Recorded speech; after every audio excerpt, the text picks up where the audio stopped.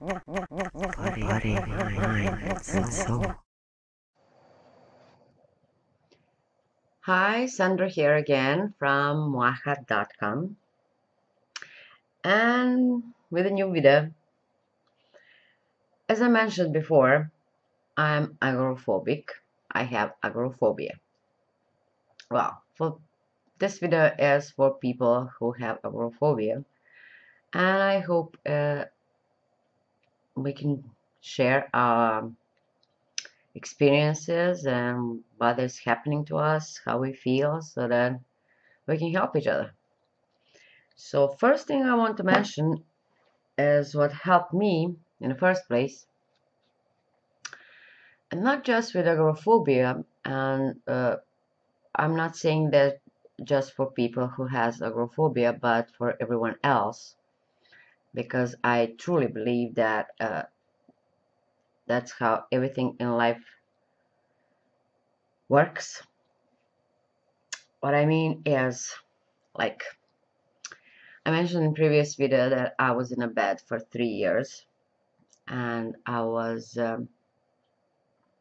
pretty desperate about it because it was a big change for me. I was someone who was living like in a speed of light, and seemed like not afraid of anything or anyone. And for that type of person to all of a sudden be in a bed and stay in the bed, not able to move for a long time, you can understand how difficult that is. But what happened at that time, what happened to me is that I would like stay in bed for that 10-15 days, not able to move around at all. And then one day I would get up feeling better, and I was uh, so full of well for life, like, oh yes, I'm progressing. And then next day it will all come back again, and I would have to lay in bed again. And I felt so disappointed, so desperate, so sad. I felt awful that day when I had to go back to bed after being around the house for one day. And it was going on for a long time, like 10 days in a bed, then one day up, then 10 days in a bed, then one day up, or 15 days in a bed, then one day up. And then one day, after that good day, and I'm back to bed, I was like, well, I'm not that ill that I'm dying. So obviously, I'm not dying. I have to be in a bed 10 to 15 days, so I can be up one day. What can I do about it? Nothing at the moment.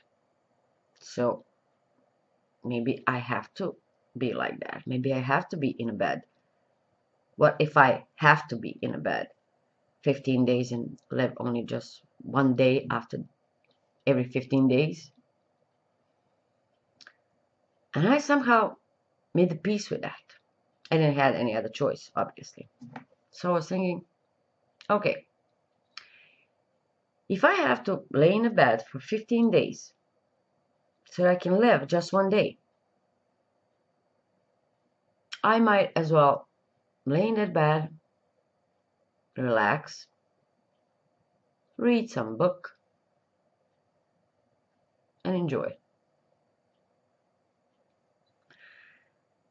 And friends, trust me, accepting my state, accepting how I feel, and that I have to stay in bed to rest 15 days and live just one day, it made such a change in my life that from that moment on, I was less in a bed and more around the house doing something, because I'm the kind of person that always has to do something. Anyway, from that experience, I realized the main thing in life, and that is acceptance. I know it's hard to accept many things. Trust me, I know it. But the great thing about accepting is that when you accept things as they are, I'm not saying make accept like not doing anything about it, but just like make a peace with it, make a peace with what you have, and be satisfied with what you have. Like satisfied is not a quite good word. I cannot recall any other word which would be more adequate, but let's say accepted for now. When you make peace with something, when you accept something that is happening at the moment, it's like you're letting the wheels go. I don't know how, I don't know why, but that is what's happening. And it happened to me when I was ill, when I accepted my staying in bed and laying in bed, which I hated. Like, I'm a person who likes to do everything and to be busy all the time, and I have a million ideas going through my head. So I'm never calm, and far from the person who would be able to stay in bed. So that was my first acceptance in life. I had many others after that, and it gets more easy with the time.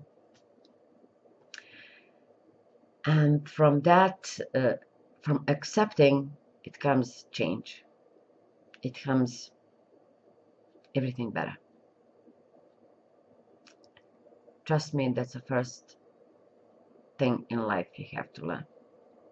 So accept situations, whatever they are, bad as they can be. It cannot get worse, right? If you accept it, it can just get, it just can get better, not worse. Trust me on this. I'll give you one more example. I was like 38. No, sorry. I was 40, maybe 40 something, 42. And since I remember as any woman, I was like, one day I'm going to have kids, you know. But at that point, I was thinking, what if I don't have kids? If I ever don't have kids, I have to start preparing myself for the possibility that I might not have kids. Before that, trust me, if someone would tell me, what if you don't have, it's not in your path or in your destiny or whatever you call it, in this lifetime that you don't have kids, I would say like, no, no, no, no, no, I will have kids, or I will adopt kids, or I don't know what, but I will have kids, you know.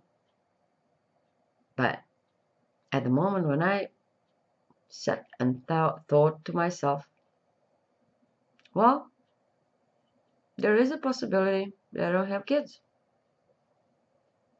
I have to accept that.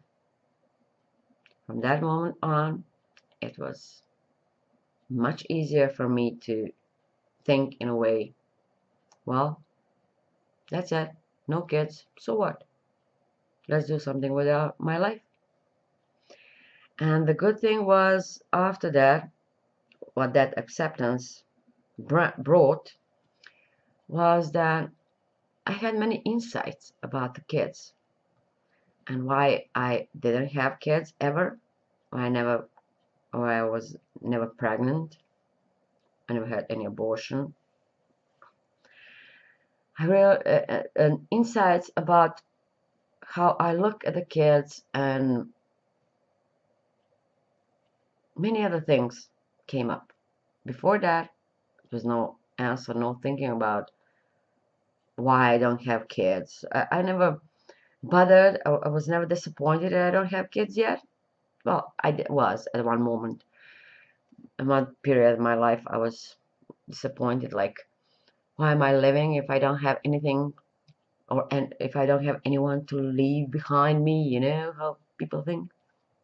I was no different, and I am no different than any other person. Trust me.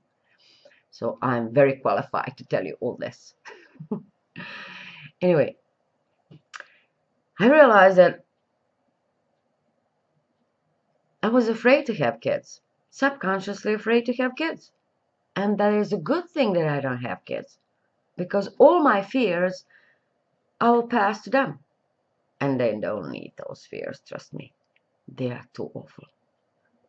So I was thanking God that I don't have kids. They don't have to go through even half of things that half of fears that I was going through my life. So, first lesson is accept whatever it is. It has to be something behind that. So the sooner we accept, the better it will be. That's it for now. Over and out. Mwah. Body, mind, and soul.